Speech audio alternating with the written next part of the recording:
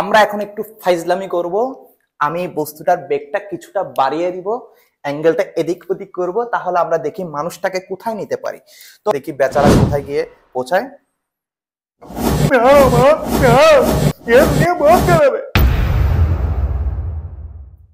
চলে গেল।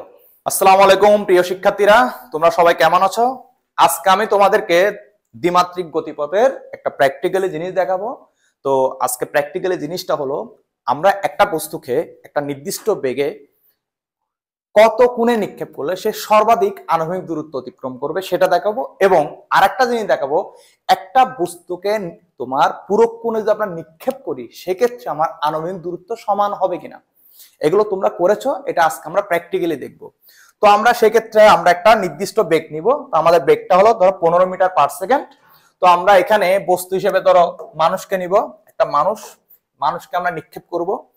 তো এখন আমরা ধরো অ্যাঙ্গেলটা, আমি বিভিন্ন অ্যাঙ্গেল আমি দেখাচ্ছি। ধরো আমি প্রথমে 72 ডিগ্রি অ্যাঙ্গেলে বস্তুটাকে নিক্ষেপ করব, তাহলে দেখবো সে বস্তুটা কোথায় গিয়ে পড়তেছে। এই যে 72 ডিগ্রি অ্যাঙ্গেলে আমরা নিক্ষেপ করলাম, বস্তুটার আনুভূমিক দূরত্ব হলো এটা। তো আমি বিভিন্ন অ্যাঙ্গেলে নিক্ষেপ করে তোমার দেখাবো। ধরো আমি 60 ডিগ্রি অ্যাঙ্গেলে নিক্ষেপ করব, তাহলে বস্তুটা এখানে গিয়ে পড়তেছে। এখন আমি আরেকটু ছোট অ্যাঙ্গেল নিব, তো আমরা দেখব বস্তুটা কোথায় পড়তেছে, এখানে পড়তেছে। এখন আমরা কি করব, আমরা 45 ডিগ্রি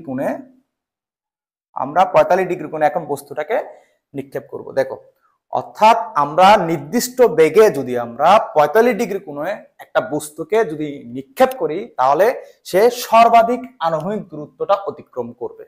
ঠিক আছে, তাহলে বোঝা গেছে। তার মানে আমরা একটা বস্তুকে যদি নির্দিষ্ট বেগে 45 ডিগ্রি কোণে নিক্ষেপ করি তাহলে বস্তুটি সর্বাধিক আনুভূমিক দূরত্ব অতিক্রম করবে। এবার আমি তোমাদেরকে দেখাবো, একটা বস্তুকে যদি আমরা পূরক কোণে নিক্ষেপ করি তাহলে বস্তুটা আনুভূমিক দূরত্ব সমান হবে কিনা সেটা তোমাদেরকে প্র্যাকটিক্যালি দেখাবো। তাহলে আমরা শুরু করি। তো আমরা প্রথমে একটা বস্তুকে 30 ডিগ্রি কোণে নিক্ষেপ করব, 30 ডিগ্রি কোণে নিক্ষেপ করব। এই 30 ডিগ্রি কোণে আমি বস্তুটাকে নিক্ষেপ করব। তো আমরা বেগ আগেরটা রাখছি 15 মিটার পার সেকেন্ড, আমরা চাইলে এখানে বাড়াতে কমাইতে পারবো। তো আমরা ধরো 15 মিটার পার সেকেন্ডে রাখলাম। এখন আমি বস্তুটাকে নিক্ষেপ করলাম। এই যে, তাহলে 30 ডিগ্রি কোণে সে বস্তুটার আনুভূমিক দূরত্ব হলো এটা। এবার আমরা বস্তুটাকে 60 ডিগ্রি কোণে নিই। তাহলে 30 ডিগ্রি পূরক কোণ কি দেখি, তোমরা বলো তো। 30 ডিগ্রি পূরক কোণ অবশ্যই 60 ডিগ্রি। পূরক কোণ কাকে বলে? দুটি কোণের সমষ্টি যদি 90 ডিগ্রি হয় তাহলে একটিকে অপরটির পূরক কোণ বলে। তাহলে 30 ডিগ্রি পূরক কোণ অবশ্যই 60 ডিগ্রি হবে। তা আমরা এখন কি করব, 60 ডিগ্রি কোণে বস্তুটাকে নিক্ষেপ করে দেখবো যে দূরত্বটা সেম কিনা। তাহলে আমরা এখন এটাকে 60 ডিগ্রি কোণে নিক্ষেপ করব। তো আমরা 60 ডিগ্রি কোণে নিক্ষেপ করব। তো করলাম নিক্ষেপ। দুনিয়া বহুত করবে।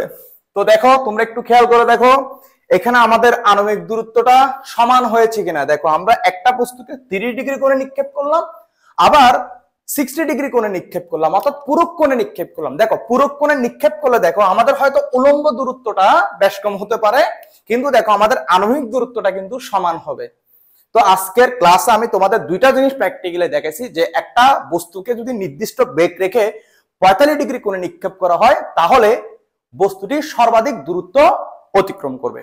অর্থাৎ আমরা যদি কোনো একটা বলকে যদি 45 ডিগ্রি কোণে যদি আমরা নিক্ষেপ করতে পারি, অর্থাৎ ছুড়ে দিতে পারি, তাহলে সে তোমার সর্বাধিক আণবিক দূরত্বটা অতিক্রম করে। অর্থাৎ তুমি ফিজিক্সকে কাজে লাগিয়ে কিন্তু ছক্কা মারতে পারবে। ঠিক আছে। আর আরেকটা জিনিস যেটা বললাম, পূরক কোণে যদি আমরা একটা বস্তুকে নিক্ষেপ করি তাহলে কি হবে, পূরক কোণে নিক্ষেপ করলে বস্তুটা অবশ্যই কি হবে, তোমার আণবিক দূরত্বটা সমান হবে। আমরা এখন একটু ফাইজলামি করব। আমি বস্তুটার বেগটা কিছুটা বাড়িয়ে দিব, অ্যাঙ্গেলটা এদিক ওদিক করব, তাহলে আমরা দেখি মানুষটাকে কোথায় নিতে পারি। তো আমরা বেগটাকে একটু বাড়িয়ে দিলাম, 20 মিটার পার সেকেন্ড করে দিলাম। আর ধরো আমরা অ্যাঙ্গেলটা রাখলাম 47 ডিগ্রি। এখন আমরা বস্তুটাকে নিক্ষেপ করব, মানুষটাকে নিক্ষেপ করব, দেখি বেচারা কোথায় গিয়ে পৌঁছায়। দুনিয়া বহুত করবে। চলে গেল, ব্যক্তিটা আমাদেরকে ছেড়ে চলে গেল। স্মার্ট বোর্ডের বাইরে চলে গেল। আজকে এই পর্যন্ত ক্লাস। সবাই ভালো থাকবে, সুস্থ থাকবে। ওকে।